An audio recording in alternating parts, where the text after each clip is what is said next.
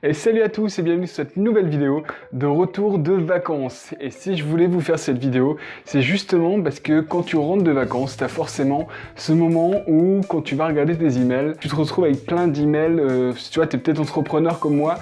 Si c'est le cas, eh ben, tu as forcément des emails de tes clients, de tes prospects, tu as des emails aussi de ton administration personnelle. Et si je te fais cette vidéo, c'est pas par hasard, c'est parce que ça m'est déjà arrivé de me retrouver avec une boîte email qui était totalement engorgée. Et il me fallait plusieurs heures à chaque fois pour la remettre en état. Alors comment est-ce qu'on peut mettre en place un système pour gérer beaucoup plus facilement ces emails et pas se retrouver à devoir travailler dessus pendant 2-3 heures tous les mois? Mais figure-toi qu'en fait c'est assez facile à mettre en place.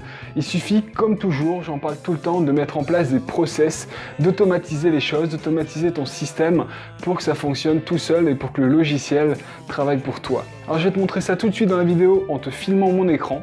Et en attendant, si tu es intéressé par l'entrepreneuriat, je t'invite à télécharger mon guide de l'entrepreneur où tu vas notamment trouver un livre gratuit sur l'entrepreneuriat. Et nous on se retrouve tout de suite sur mon écran.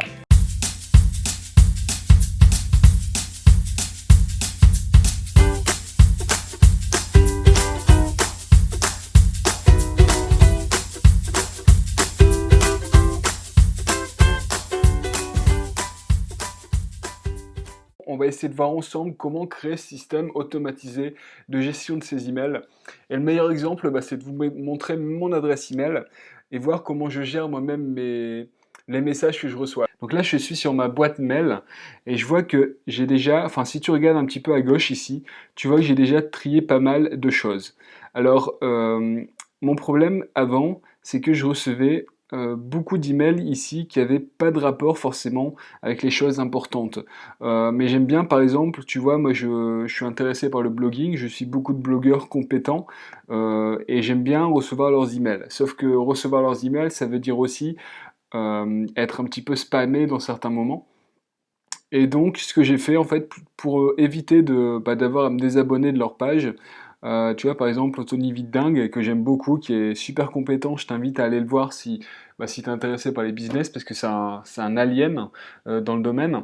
Et tu vois, il m'envoie des emails, il envoie des emails de temps en temps, qui peuvent être intéressants à regarder notamment pour le contenu. Et pour moi, en tant que gestionnaire d'une entreprise en ligne, ça m'intéresse aussi de savoir comment est-ce qu'il utilise en fait ses envois d'emails.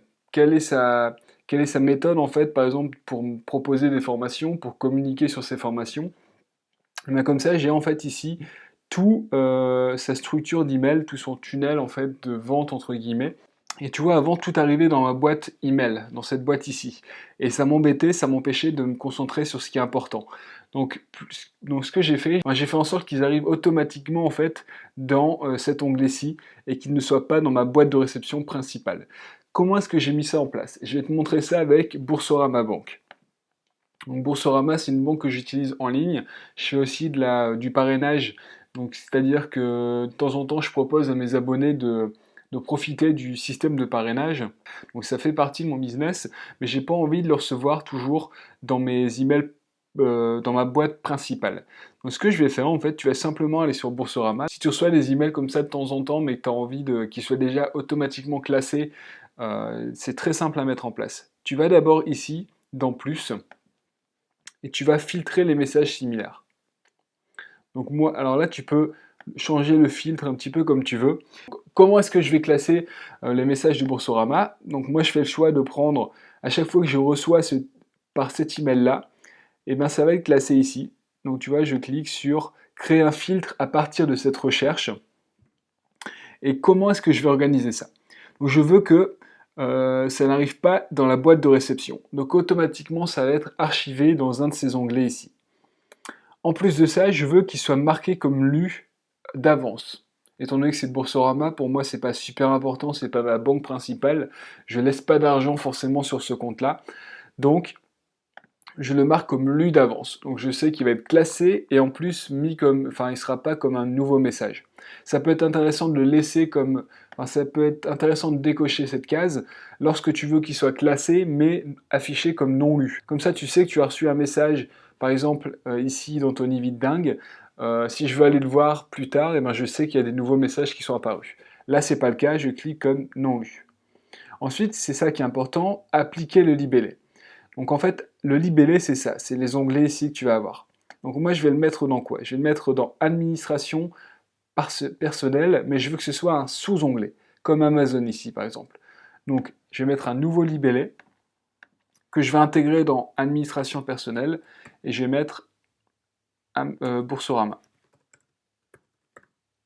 Donc maintenant que je l'ai mis sur Boursorama, j'ai créé mon libellé, je pourrais le valider tout de suite. Le problème, c'est que ça ne va pas prendre les anciens messages. Si tu veux que ça prenne aussi les anciens messages qui sont déjà dans ta boîte email, eh bien, tout simplement, tu vas faire appliquer également ce filtre à 22 conversations correspondantes, ou alors, enfin, là, ça va varier. Si tu fais ça, regarde ici, tu vois, on voit les emails, je crée mon filtre, tu attends un petit peu que ça charge, et automatiquement, si je vais dans administration personnelle et Boursorama, je vois que tout a déjà été classé, tout est déjà affiché comme lu, donc ça me permet d'avoir tous mes fichiers ici qui vont être classés automatiquement. Et si demain je reçois un email de Boursorama, automatiquement il va venir se classer ici, donc il va être rangé à l'avance, il sera déjà affiché comme lu. Donc c'est vraiment intéressant d'utiliser cette méthode parce que ça va te permettre de tout classer automatiquement. Moi je le fais par exemple, un exemple concret au niveau du business, c'est la gestion de la facturation. Je vends aussi des formations où le process est vraiment automatisé. Alors comment je fais? Bah, tu vois, j'ai PayPal ici, et chaque fois que je vais recevoir une transaction, un achat, et ben automatiquement il va se classer ici. Automatiquement il va se classer ici. Donc par exemple ici, si je regarde cet email ici, je vois que j'ai reçu un paiement de 17 € pour la vente de mon business plan. Et l'avantage, c'est que ta facturation est automatiquement rangée, elle est classée à l'avance. Et donc, effet de Pareto, ça te permet de te concentrer sur ce qui est important sans perdre de temps pour ce qui ne l'est pas.